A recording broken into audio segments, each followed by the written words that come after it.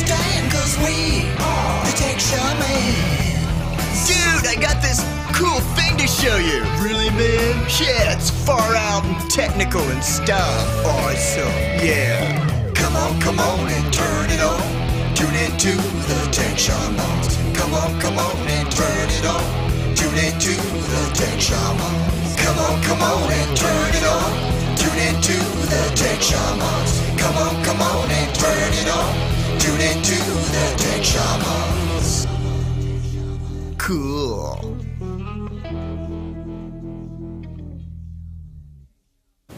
We're live. Good morning, everyone. Good morning, everybody. Or, yeah, Or morning. lunchtime, yeah, whatever it is. You guys got to talk. Good brunch time. Good morning, everybody. Good morning.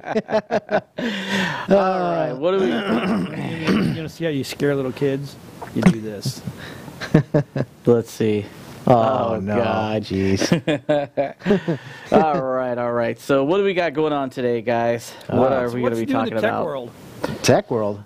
Let's talk about when technology decides to go haywire on you. And, Oh my God. Isn't that all the time? This is hilarious. I'm just saying. So over in Belgium, they were doing a bicycle race, and we had a vehicle that with auto stopping features decided to stop right in the middle of being the pace car and decided to let all the bicyclists crash into the back of them. And I guess it has to do more with, people not realizing, what these vehicles and devices are capable of doing. Right now, there's a sensor on top of the windshield, and somebody decided to stand outside the sunroof and place their hands on top of the windshield, which caused the sensor to basically go blind, and the car ended up stopping. And all the bicyclists ended up crashing into it. So these are kind of things everybody needs to remember that it is human beings that do develop and make these this technology and stuff, and we can't think of everything, and that's why we always put most of the time everybody puts warning labels on stuff like Tesla. Don't use your self-driving feature on a a 2-lane road on incoming traffic, because the sensors can't detect whether or not that vehicle is a car coming at you, or if it's a car that's changing lanes in front of you, because it was built for highway use. So in a car that was changing lanes in front of you, it could understand. But when a car's coming at you, it freaks out and drives off the road. So, and there's some expectations. That hurt people. Oh, yeah. That was funny. Yeah, and there's expectations. People have to have the expectations that, these systems are not foolproof right yet. Oh, yeah. Did you see the one where the car, how they have the self-assist parking and everything? You let go of the wheel and it parks your car? Yeah. Have you seen the one where it freaked out and literally just started bashing back and forth? No, I have not seen that. It was horrible. Everybody just needs to know that we're still all big beta testers, and read the warning labels, follow what it says. This is not, we're not in the next century where we have flying cars yet and stuff. Everybody gets in these modes where they think, hey, we got a self-driving car. It is what it is, Yeah, where are the flying cars at? Exactly. Yeah. I want watching the Jetsons. I'm not here yet. I mean, I think the technology is great and everything. I just see so many things going wrong, and I don't think our infrastructure in the U.S. is built for this yet, because our aging roads and things like that. We don't have a lot of the communication pieces that are needing to be there, the infrastructure as far as the network to be able to communicate with the cars. Exactly, definitely not. Also, at the same time, and I think that we see, I've noticed, I can tell you when someone's trying to get away with letting the car drive itself, and because they got the phone in one hand and they're doing their makeup in the other hand, and the car literally is doing this in its lane, and it's, to me, all I got to do is get just close enough to you on the line of the lane, and I'm going to put you off in the ditch because the car's going to freak out. And the car doesn't know any better. It just thinks that, you know, somebody's trying to, you know, come into your lane and come into, right. So what you're saying is everybody should be driving Teslas. No, I'm saying that everybody should still heed the warning signs. Stay alert. Keep your hands on the wheel still. You know, yes, it's a great feature and stuff, but it's just not ready for mainstream. Are we that lazy that we need a car to drive ourselves? Well, it's like I just saw a video where a gentleman was pulled up beside a Tesla and was filming a gentleman sleeping in the vehicle while the car's doing 85 down the expressway, you know, driving itself. And he's like, "Are you kidding me right now? This guy is fast asleep." Yeah, that's... And it's just not there yet. You know? Yeah, and I love to drive. So for me, to be in the car, and that's my time to relax. The world goes away. It's me and that steering wheel. I just think that when you're taking this technology to that level, and are we that lazy as a society, for one? And are we going to get so complacent with it that if there is something happening and the car's not responding to it, are we that stupid that we're going to let the technology, or think that the technology is going to take care of us and let that accident still happen? A lot of people still do because they just assume that, you know, it's there. I mean, there's still, you know, I remember when drive-by-wire was coming out, you know, where the sensors on the gas pedal was... So did not like that. Yeah, I still don't like it. Yeah, I mean, it's in your mind, it's like, wow, you know, you hit the gas pedal inside the vehicle, but yet the throttle plate on the engine is moving. You know, and there is no mechanical connection. It's all electronic driven. And what happens when that fails? It does. Luckily, it does fail, and most of the times they put fail safes in there to stop it. And you know, we've also seen where that doesn't work. Who is it? JMR. They actually make a device, a module that you can plug into your cars now. I was looking at it for my truck, and it actually changes the throttle response. Yeah. And literally what it is, it's got a piggyback connector and a module that you plug in to the plug-in on the pedal assembly, right? Because now that's all it is a wire going to a pedal assembly and your floorboard, and you plug the module in, and then you can actually change the throttle response of the car. Right. And so... Make it a little more gutsy? Yeah, well, faster response, you can delay it, you can actually put a lag into it if you want to. Exactly, yeah. Here's the thing. Can you put a limiter in there so the kids can't go 100 miles an hour? Actually, if you know how to program, you can actually. With an SCT programmer, they were talking about things like that. Because I was watching the videos last night on it. And there's so much that you can do with that. But I've had it in my in one of my vehicles, because all Ford vehicles now are that way. They're all drive-by-wire. I think since like 2013. 2012, 2013, they've been fly-by-wire is what they call it.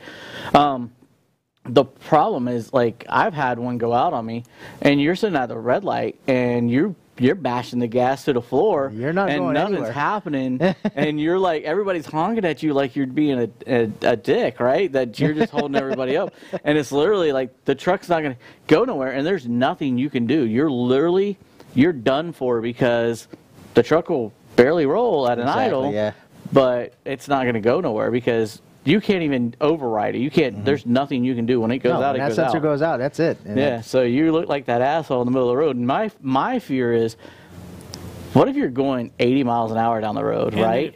And it fails. Yeah. And you know, you got a semi barreling up on you. He has no clue. You know what I mean? I mean, you're just hope to God you're going to get to the side of the road, right? Exactly. And get off of there, but. You know, and then talking about the self-driving cars and everything. Okay, so and we saw this, what was it, about a year and a half, 2 years ago? They were hacking into the cars and actually taking over and driving your car from the internet. Okay, can Big Brother do that? So now you're not saying that they need to be chasing me, but let's say Adam does something stupid and they're going to go chasing him. Now, can the cop just be sitting at a remote office and, you know, whenever it comes over the radio, hey, here's the license plate number. We need to go ahead and pull him over to the side of the road, and all of a sudden your car we're going to go. over. Not only are we going to end up going in and getting our license plates, but we're going to also have to register our car serial number and MAC address, so that way we can go ahead and be shut down on the network as we're driving. If we decide to get into a high-speed chase, they just say, "Hey, shut them down." Boom, done. And pull them over the side road. We're good to go. Yeah, and I mean. The insurance company, think about them, Oh yeah, they're going to want that you're data. You're an asset to them, right? Yeah. You're then paying they can fees. then they can choose not to drop your insurance. Exactly. Exactly. And at least a gasoline engine, you can pretty much shut it down. But just imagine a full electric car. You're not going in there and grabbing wires and trying to yank it to get the shut down. No, you're gonna die. Yeah, so. And the salvage industry, because I've been in that industry selling software and stuff like that. I worked for a very large and great family-owned company, and when they started demoing and dismantling those cars, it was first the Prius and stuff like that. Yeah.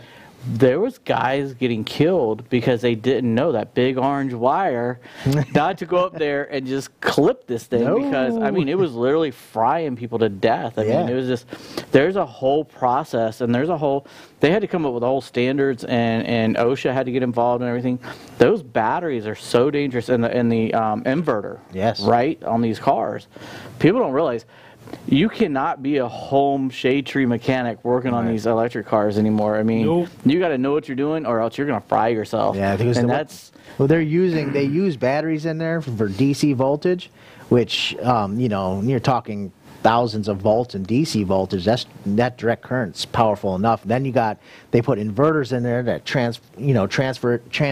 transition it into AC alternating current, and those motors run on AC. Those AC motors are in there, and they'll upconvert that power, and you might as well just stick your tongue on a light socket and turn on the lights and be done. Yeah, they say that it's horrible, and they've actually had them explode, and I've seen pictures of the bays, and I'm not talking, these are buildings that are massive, that just they're just demolished at the end of the day because of these batteries. Yeah, and people need to just pay attention. The technology's there. There's warning labels, for a reason. For a reason, don't keep your hands. Pay attention. Be alert. There's all these reasons why, and this particular video we just showed. Fun. Well, hey, hands on the wheel. What's wrong? Come on, hey, live a little. Look, Mom, no hands.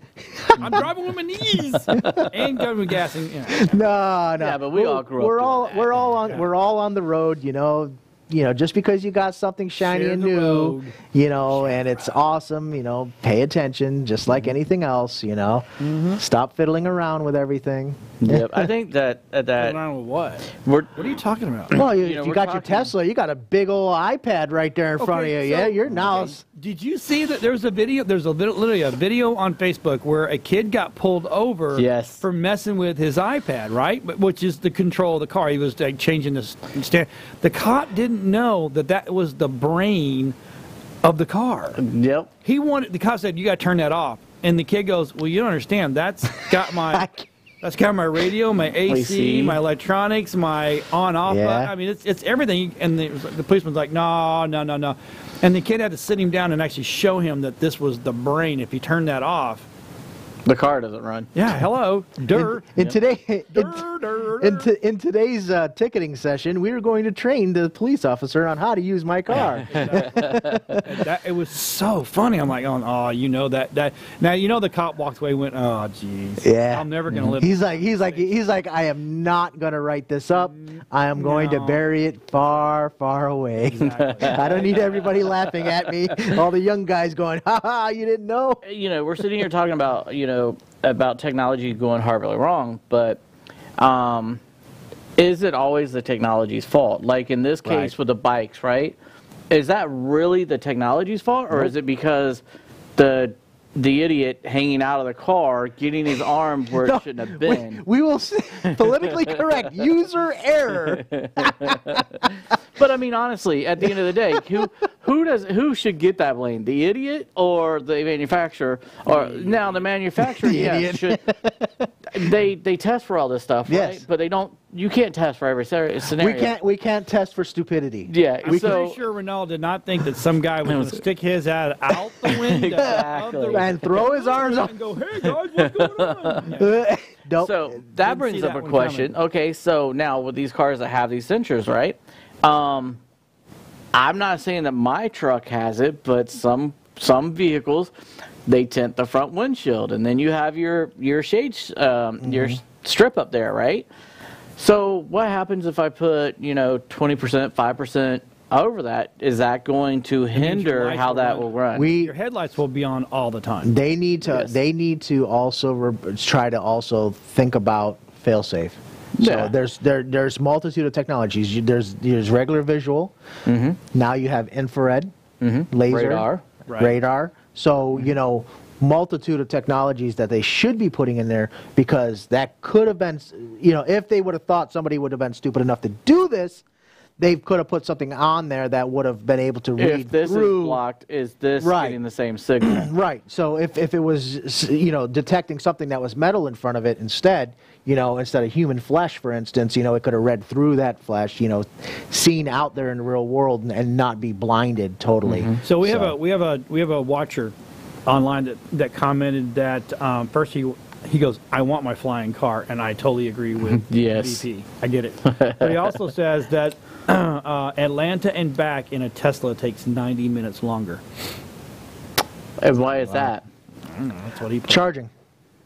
Oh, charging. Most likely you don't have the range needed, so you're going to have to stop, and you're going to have to at least put X amount of time onto your battery in order to go the X amount of miles. Because they don't have the generator built into them like the Prius and stuff is. Right. Or the it's a 100% electric car. Isn't the Chevy Volt also a dual? I think the Volt is. Yeah, the Volt is a.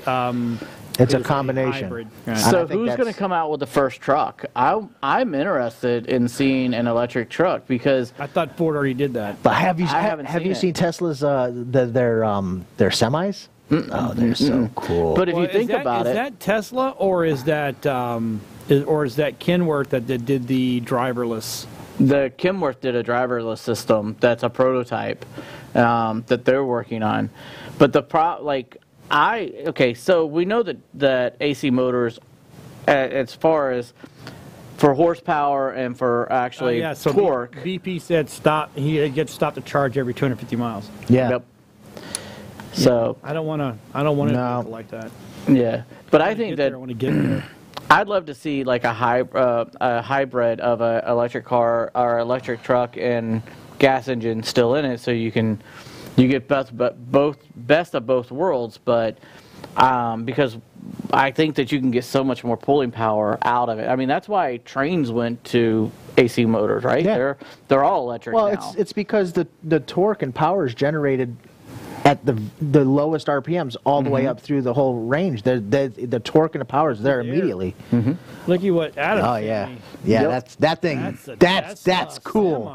That is cool. Yeah, that is sexy looking. I will admit. So it has no turning radius. Who needs turning? It's big. It only goes straight. That's right. That flare. The minute you turn the motor, that flare is going. Unless it swings out, it's going to eat right into that trailer. Yeah, I don't know what they're doing there with that design, but they have to have one of those hybrid jack plates that back up. Okay, so do you see the little black spot behind the passenger door there? Yeah. I bet you anything that's a wing. That's a hinge that hinges out. Well, that's interesting. Wow, it does look cool, man. Yeah. Holy crap. That's probably $1 million. That truck can go 0 to 60 in 20 seconds. Wow. Think about it. That's a lot. I mean, could you imagine? Yes, I'm sorry, sir. Your load is destroyed in the back of the truck. I did not mean it. I just couldn't help But we got here on time. We got here on time. Yeah. We're going to unload it by dumping it out because that's all that's left. But now, are you going to still need a driver inside of it? Or is it going to be full and autonomous? Yeah, you would have to have a driver, but again, same situation. Okay, so for us to go autonomous, I know the Tesla set up with a GPS thingy where it kind of reads and it's got sensors, but still they're going to have to put a sensor in the roads on every road in the United States, right? Yes. Yeah. They really Rusty's right. Our infrastructure is really not there for this. And is it going to be a buried or is it going to be a plate sensor that's just popped down? Well, I think that you can do it a couple different ways. I think that we're starting to see like I-4 and 75 come to fruition with this stuff. Because they're all under construction for the last 20 years, and you can't drive around Tampa, you can't drive around Orlando without that. State, and it's never been working. Yeah, but what they're doing is they're adding infrastructure. They've been laying fiber optics on the side of the roads, power and stuff like that. We're finally getting like, the easiest way to put it is now your Spectrum, right? You can drive down the road logged into Spectrum and have internet all the way down 75 and down I-4 down those. Really? So yeah. So the infrastructure is starting to get there. The turnpike is getting there. There's some still blanketed areas that are not covered. But as you build that in, what happens is with a lot of this technology, when you're talking about GPS still depends on like a connection to the internet to gather data. So it pulls that data in, and then it uses the cloud to tell it, okay, this equals this, right? Yes. And then it comes together and takes that data in. The more accurate that we can get that data is by real time allowing it to reach the cloud, and keep it there. Well, not just that though. I mean, technically, GPS has been around so long that it's almost like an analog technology at this point. It is. Yeah, it's not. GPS is not. It's not a foolproof. It only get down to the 3 feet. It's actually closer than that now. They're down to almost 12 inches, I think. 12 inches? Well, yeah, but you know what we always say? A lot of guys say this is 12 inches. Hey, that could be the matter of an accident or not. Exactly. So, until it gets down to the inches, or for all you metric people, millimeters. Well, or centimeters? There's new technology for GPS that they're launching new satellites for. That is Tesla. like. It's GPS 3 or something like that. I can't remember the numbers, and I could probably look it up. Isn't that Tesla boy that's doing that? Oh, the little the micro. He's a part of it, but I think it's government ran. Okay. So he's probably behind it. Are they all running off Samsung Galaxies? Probably. Probably. I don't think he'll launch into space as a Galaxy. No, didn't he launch one of his vehicles? Tesla? Yeah, he put a Tesla up there. It's now been the only vehicle that's gone so many miles. So basically what he's done is he's actually just put more space trash up there. So just prove to the rest of the Why you got to make it sound like that? You just crushed the dude's dreams. If you think about it, between our government and private industry, as far as your television companies, radio companies, and everything, we have more trash in the last 20 years in space that really, I mean, we should have had a plan. Okay, if we're going to, so we trashed the Earth, now we're going to trash space. You know what I mean? So, hey. Well, we should have a way to deflect all this crap to the sun, let the sun burn it. Yeah, or something. You know, there should be some kind of way to get it up. I don't think it would hurt the sun in any way, shape, or form, right? No, we hope not. It's not. It's not like burn up before it gets that. The sun becomes our new trash dump. Yes. It's not like YouTube has created a whole bunch of nuclear scientists, 11-year-olds making nuclear fission in their basements now. I mean, we oh my gosh, that'd be a way to get rid of this crap. Then we could burn it. Right in that little fusion generator. So, with that being said, Boeing's working on the GPS piece. Oh, are they? So yeah, they're not really going into detail, but it's of course not. Government's got to get in there first. Very, very analytical, so I won't even read that into it, but Boeing's behind it. Boeing? Yeah. Well, that makes more sense then. Oh, yeah. New jam-resistant GPS satellites is what it's going to be, and it's adding accuracy. So basically, the government and the military is behind it, which it should be. You know what I mean? Our military, that's a big piece of making sure that our soldiers are safe and that, they're getting everything that they need, So yeah, definitely. But yeah, so what about technology going wrong in other areas, like in the house and stuff like that? I mean, I've heard of cases of where like the AC controller gets messed up and you come home and your house is like 95, 100 degrees and everything's dead because of it. You turn off your bedroom light and it starts turning off the kitchen lights, or vice versa. And, garbage disposal on. Yeah, garbage disposal turns on, or it just doesn't listen to you at all. It doesn't respond. Your internet goes down, and then your house is... world, and when it goes, no, Adam, I don't want to do that. Look, back when Windows Millennium came out, I had a software package called HAL 2000. Did you really? I kid you not. This was a company. The company's name was Home Automated Living. They're still around today, and they used a modem, a regular 56K modem, in their computer, and put it in your computer, and it used X10 devices, which didn't have two-way communication. It's one way. So they used power line technology to communicate with the sensors. And this is the funniest thing. You could call your house with a regular phone from anywhere, and while your home phone's ringing, you would hit the pound button. The computer would recognize that and pick up the phone and say, yes. And you could say, turn off the porch light, and the computer would turn it off. Hopefully it went off. And it would respond, yes, I have turned off the porch light. Windows Millennium. Think about this. We were back, that was, what, 18 years ago. 17 years, yeah. So yeah, we had that capability already, and this is, it just finally is now catching on. People are really... Just now catching on. I mean, really... Hey, look. See, all of us guys that tinkered around with it, and then everybody's like, hey, you did what? Yeah. It goes back, to the days of we thought that the only mishaps in technology was, oops, I sent everybody in the team the email that I shouldn't have talking about so-and-so. Yeah. Nowadays, it's, hey, Alexa, tell this person this, and the next thing you know, every single one of them, the house is going off, and everybody just heard what you're saying. Exactly. Like at our house, for some reason, I still can't figure out why, but my wife put our Alexis and everything with her mom. So now, if you forget to say, Alexis, tell this person or in this room, now her mom hears everything too. Or if I turn on the music here, it gets turned on there. Yeah. And she did it because with the Alexa, if you have other friends and family that's hooked to you, you can talk to someone that's in New York. That's the whole beauty of that whole thing. It's like but you can call them with Alexa. Hey, Alexa, call Grandma.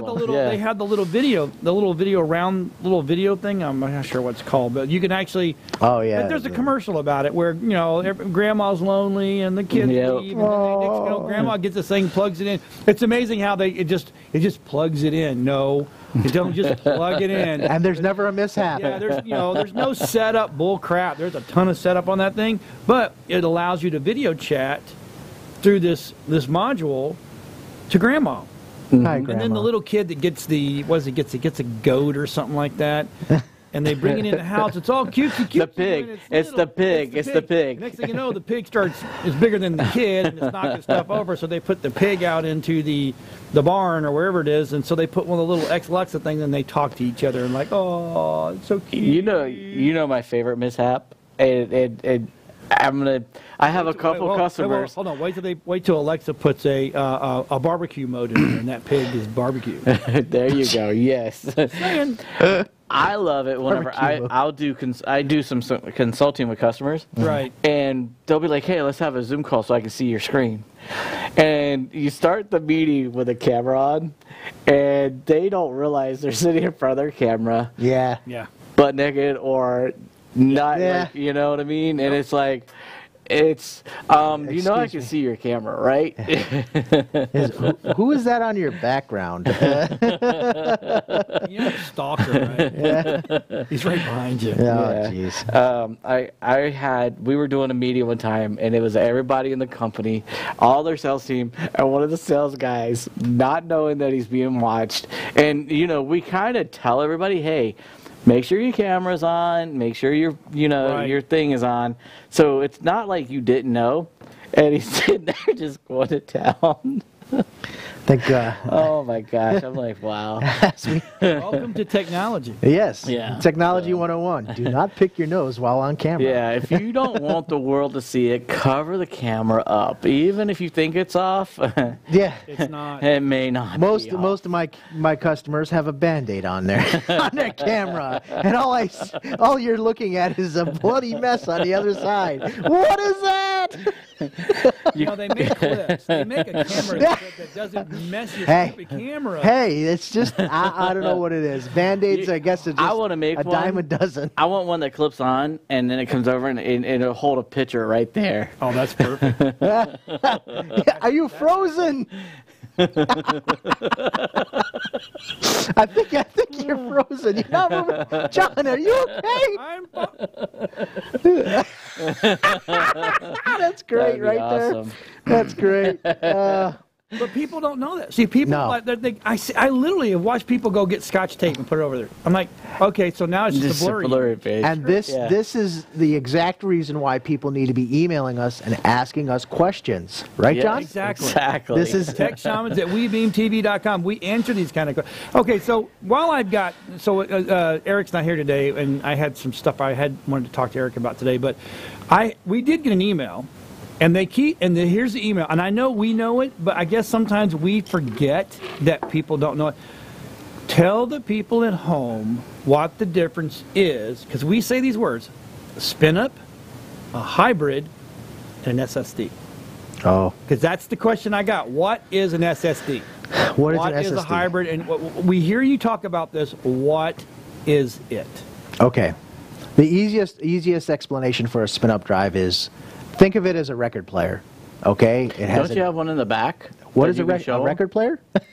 I actually do. John, you have a record player? Bring out!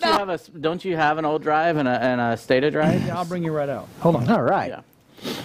That'll make it easy. So basically... talking about that, I went to Best Buy last night. Oh, okay. And I bought the new SanDisk Extreme 500 SSD. Yes. The waterproof one, $105, and it's the crazy. Extreme.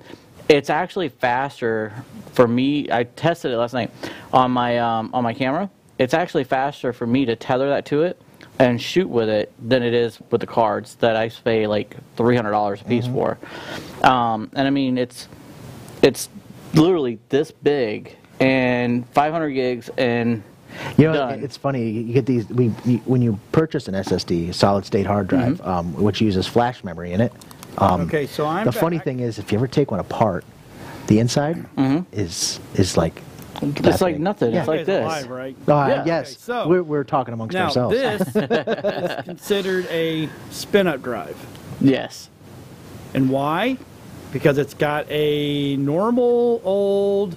It's like a CD-ROM, basically, except for it's external and it's huge. And that one's got a case on it. And That has a case on it. I thought I had one without a case, but I do not. So I have a whole bunch.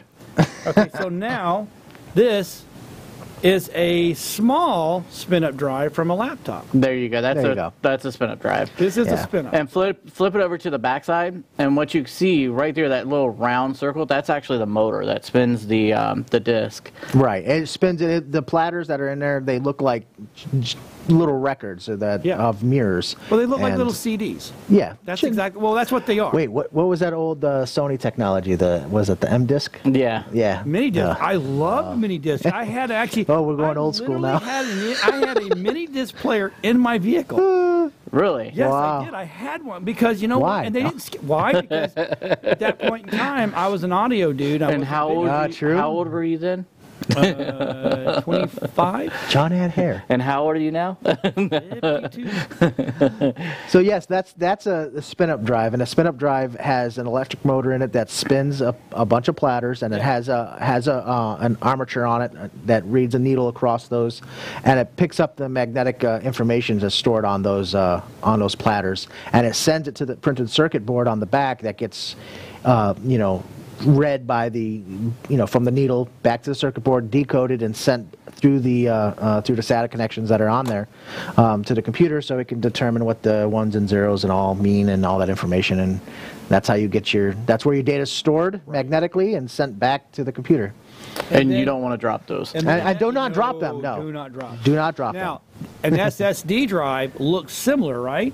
Well, there's different versions of a solid state. It's based off that technology. That is correct. It is based off flash. This is an SSD drive, except for it's not. It is a thumb drive, not a hard drive for your computer. Right. Well, the only difference between that one and a regular SSD drive that goes in is actually the connection. It's the same technology. That has a USB built onto the end of it, right? Which is just a connector, and a regular drive would have a SATA connector to it, or a HDMI UB or whatever they're calling that new one now. The SSDs, the SATA connections on those, the controller can obviously each device has a different input and output read. Right. So it can transfer data faster. Yep. So obviously the solid states, usually in the 400 to 500 millisecond range. Those devices, the controllers that are built on them, that can read the information from the flash memory and transport it to the computer faster than what a USB. And I always tell everybody, when you have the ones that are like the USB, where they're the external ones. Because 99.9% of them are going to either be a SATA cable where you have external SATAs on the back of your computer, or they're going to be, or they're going to be USB 3s. They're going to be, USB 4s coming out. Yep. USB 4 Thunderbolt. Intel back in 2000, I think it was 2016, said that they would go ahead and basically release it, open source their Thunderbolt technology, and what it's going to happen is it's going to turn into USB 4.0. I was going to say, okay, so someone asked me the other day what the difference was between Thunderbolt and USB-C? USB-C? Or USB... It's not 3.0, it's the new USB that everybody... There's 3.1. It's the one that's on the bottom of the phones now and everything. So it's a universal... the Lightning? Yeah. Well, see, the Thunderbolt in our world it's got a funky, it's like a H shape. Yes. Yeah. Right, but on a PC, it's not that way. So if you get a PC that's got a Thunderbolt connection, is it the same as the USB, the new USB-C or something like that? It's not. It's kind of based on, but it's not the same technology. But it's a different connection. It is a different connection, yes. Right. Yeah, I mean they'll make a Thunderbolt to USB-C. You're gonna see that being made, just because a lot of things are going to go USB-C. I'm trying to see what's going to happen. I mean, we have USB-C, and then we're going to have a USB 4.0. I mean. They need to... Why don't they just universalize it and go to I mean, you can transfer through this cable. You can't see it on my phone because it's so small, but through the cable for this, I can transfer the same rate of data as you can with an HDMI or a USB 3, USB 4, Thunderbolts, all of them. This is just as fast. Why not go universal? I mean, Mr. Tech Guy, why haven't they gone universal? Because they have for-profit technology, which is Intel's, and you have Intel's. Thunderbolt is a for-profit company, and then USB, that's a non-profit that they're set up to some kind of like association type standard that they basically pull the information in, test it, and do it, and then they all sit down around a round table and say, hey, let's make it square and rectangular at the same time. That's dumb. And we'll make it this much faster, and this is what we'll call it, USB this. And then, so there really does need to be some kind of standard type technology. But while you have for-profit companies that are out there, and they decide, like for instance Apple, if they want to make the change over to USB-C, which they started to in some of the iPads and stuff, they're going to do it. And which is smart, because to me, it's a better technology. It's more universal. Right. You can't put peripherals are going you can put it in upside down, right side up, and either way you plugged it in properly. And it's actually a faster connection. It is a lot faster connection. Yes. And the only thing is, I know that Apple just basically released that they're going to be doing a software update that's going to allow data to be transferred from the iPad. Like they're going to be able to send video data off of the iPad Pros. How? Through that USB-C now. Right now they have it blocked, and Apple has this lovely I call it a problem, and a major issue is that when the rest of the world has already released technology, they like to carry out for another 8 years of saying, no, you can't use that. Yeah. We've got it built in here, but no, you can't use it. It's only for us. Just like NFC, right? NFC's been in the Apple phone forever. As a developer, I freaking have begged for years, and one of the reasons I don't switch over 100% to Apple is because I develop a lot with an NFC, and I can't run anything on an Apple phone that is proprietary to us to be able to program or to communicate with NFC because they got it so locked down. You just said the magic word, though. Yeah. You said the word proprietary. And who's not getting a cut of that? They're not. And that is the problem. But that's why Android, everything, I can manipulate my NFC with my, I don't have to carry a laptop. I don't have to carry an extra device or anything. Literally, we do everything with our phones with them. Right. And that's, it's sad because honestly, they have the chip technology that they have inside of the Apple phone is better for the NFC. The way that they developed and integrated it into the board and everything is so much better. But it's like, no, you can't have it. And it just drives me at the wall. I don't know why Apple keeps that mentality and to this day still does that. Yeah. But because they're a hardware company, if they gave all that hardware and put all that hardware out, they have nothing to sell.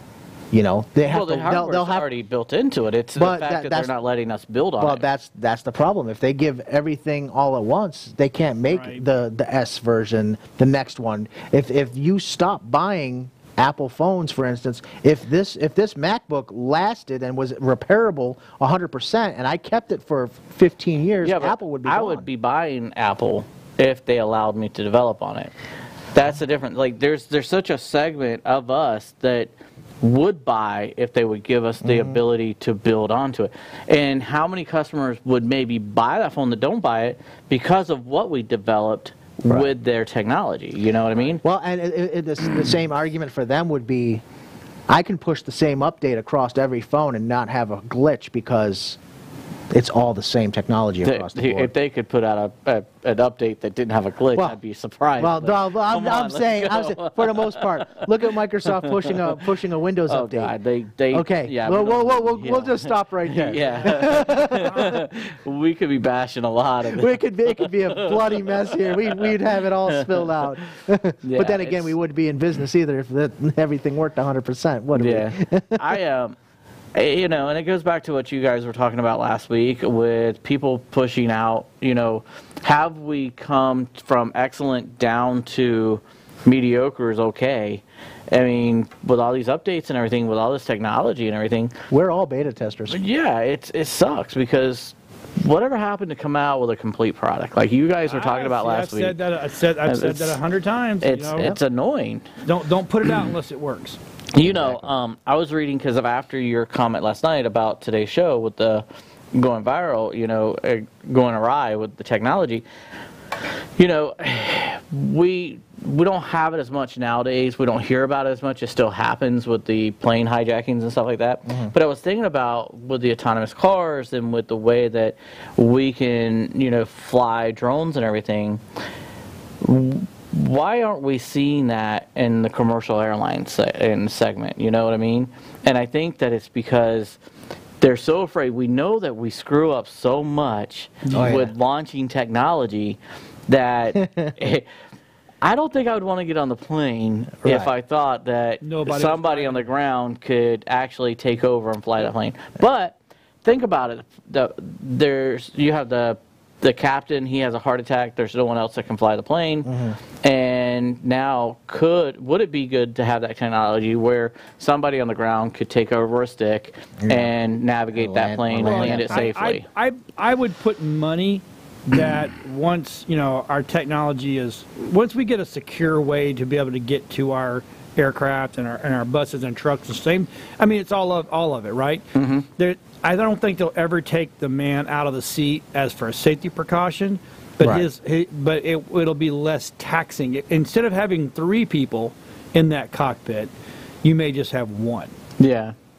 You know Yes. what I'm saying? So that one person can run navigation and then the plane fly itself until landing, and then there's a hands-on just in case.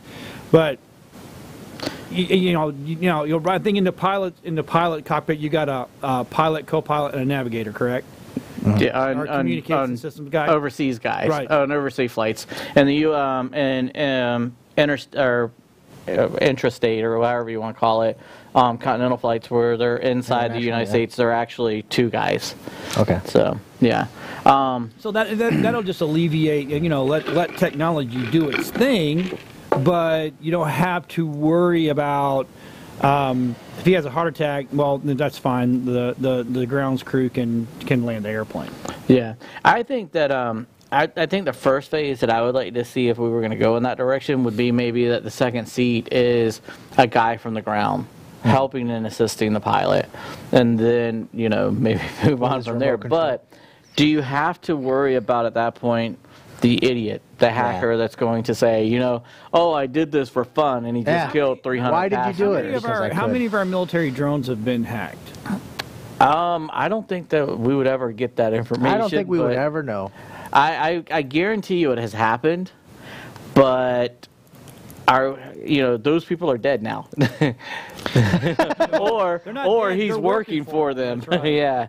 I can't fathom that we would ever get that information. I'm pretty sure there's some theories out there. There's some stories that may ring some truth, but I don't think that we'd probably get a lot of the 100% behind who did it. It's probably some 9-year-old kid that hacked it for fun and played it like it was a video game. Did you see the one at the cryptocurrency company? So right now, as the military says, that's none's been successful. Oh, yeah. Well, of course. None has been successful. They run on a very tight network, and it's generations ahead of what we have for us. Yeah. So yeah, it's crazy out there right now. And I'd trust it. I know. Whenever I went to look at getting my pilot's license, right, and the difference between going from a prop plane to flying a jet.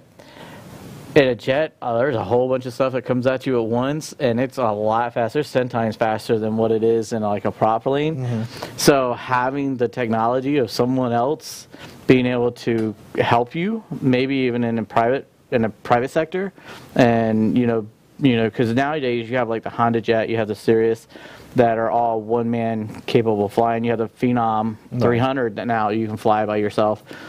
Being able to be a pilot and come in and during takeoff and landings, be able to have someone that doesn't have, so you're not paying that cost of someone sitting in a seat for the hours of the whole leg, but as a service, right? Hey, you know what? I'm picking up on ground. I'm coming in and I need assistance from so and so. You know what I mean? From service one, and they're your co-pilot, and they're calling off because they're reading all of your stats and everything, because everything now is digital in these new planes. So they're calling off stuff to you from the ground while you're flying the plane and taking a lot of that stress off. Oh my God, I got to know about this.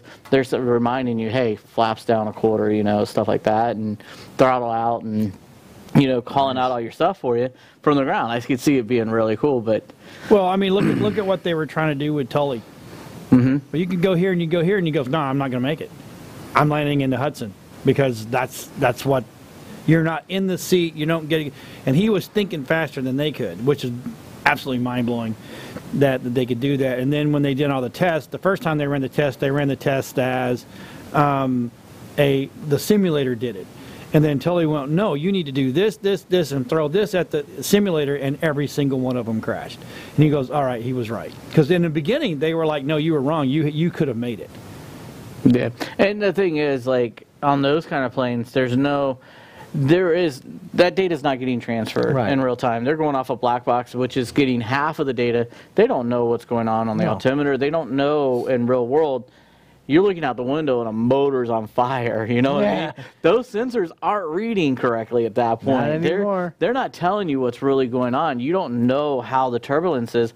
You know, oh, we just hit a pocket and we just got a gust of wind from the tailwind.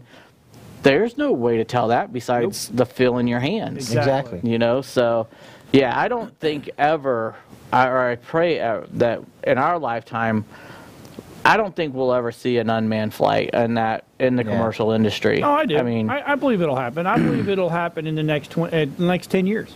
Do you think so? Absolutely, absolutely, I do. I mean, they're already sending up rockets without people, and they're going up and coming back down. Yeah, but we've been doing that from the 60s. Okay, so if they can do that, and that would, but now we're landing them. That's the difference. Mm-hmm. Tesla, you know, or what's his name, is landing them on pads. They're out in the ocean, and the ships are rocking and rolling. Yeah. So that's what I'm saying. It's going to get here faster than you think. So, all right. So I got another. I have a topic for our. No, it's not jacked up. It's fine. That's just your computer. Windows 10 version 1903. It says, "Act fast to delay this big upgrade." What's up with that, there, buddy? Act fast to delay this big upgrade? To delay the big update. In other words, it's going to be a 4.5-hour download. There is a big update that is supposed to be coming in April. Why'd they name it 1903? Oh, 1903s? Oh, that's not even a big one yet. That's not even that big. Really? No, you got another one. There's another one coming. There's another 4-hour one coming. There's another one coming? Holy crap. Yeah, there is a new update coming in, I think it's in April or May. Microsoft's getting ready to push down another major update. I forgot what they called that particular version. But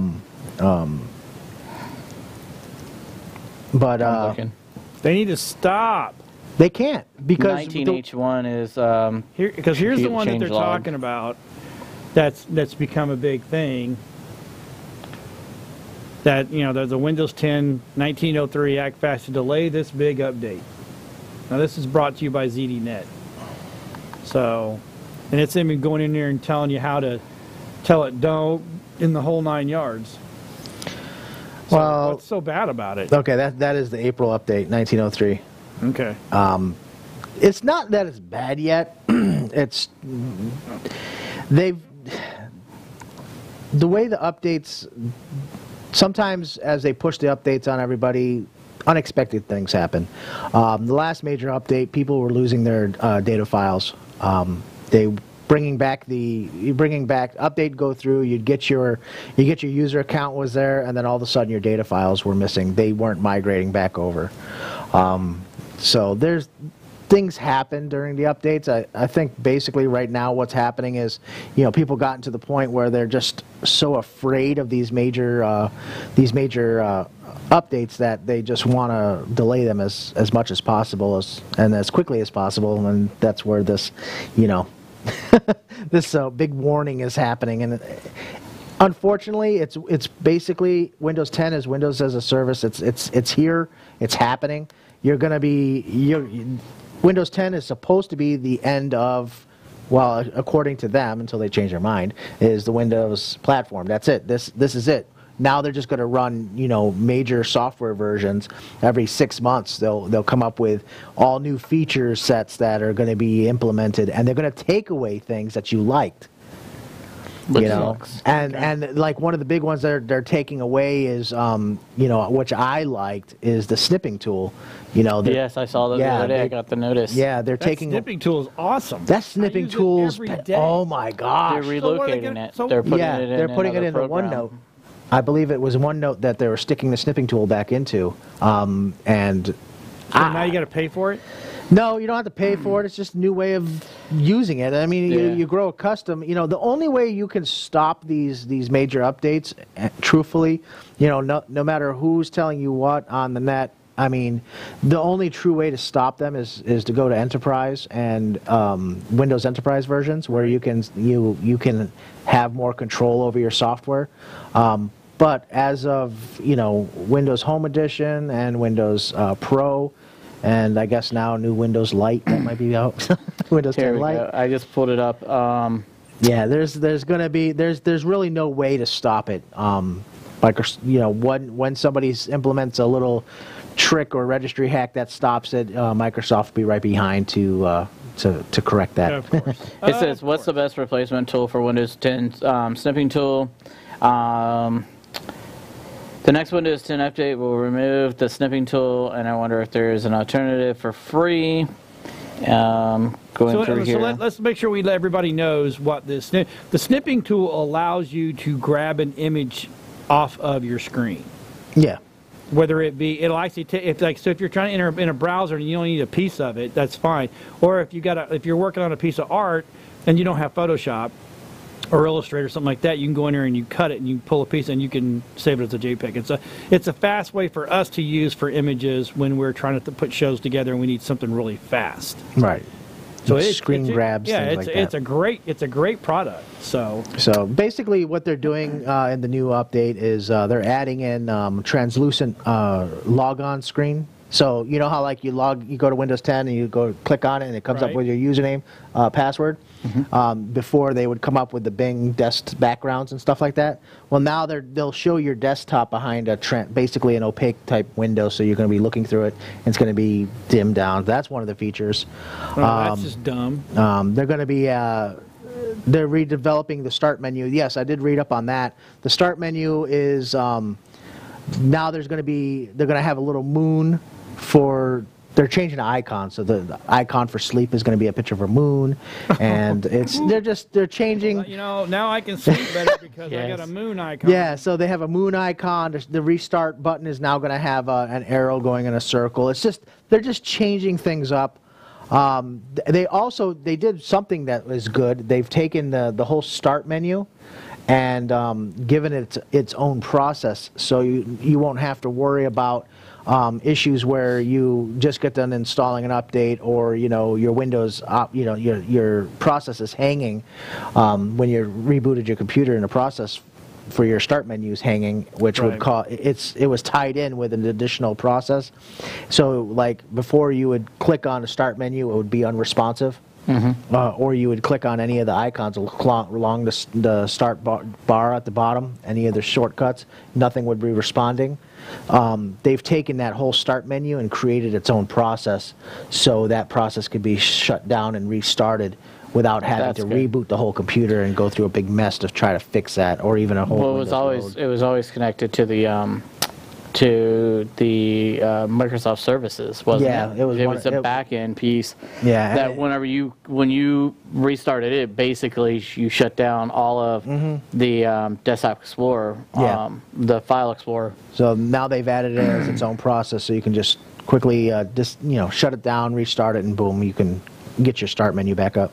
Search and Contoura is being separated into two separate things. So now turn that stupid thing off. Well, it's now that instead of if you just want to search for something, you just search for something instead of getting response from Contoura and all her wonderful suggestions whatever that she don't work. Suggests for no reason. Everything on the web that you want it on your computer, and she's gonna only show you stuff that's on the web. Hey boys, guess what? We got to go. Uh-oh. Well, I guess I wasn't paying attention to the time. I guess maybe we'll go ahead and talk about 1903 and its wonderful glories that will be coming out then. Yeah, and then I want to talk about the fatigue crap that's going on too. So, all right, man, we'll see everybody on Monday. Bye, guys. Bye, guys.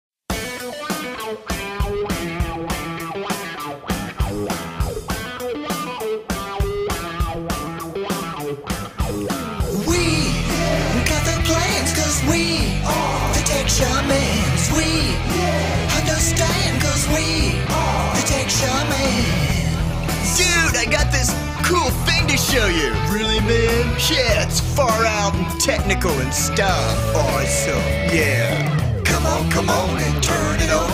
Tune into the tech shamans. Come on and turn it on. Tune into the tech shamans. Come on and turn it on. Tune into the tech shamans. Come on and turn it on. Tune into the tech shamans. Cool.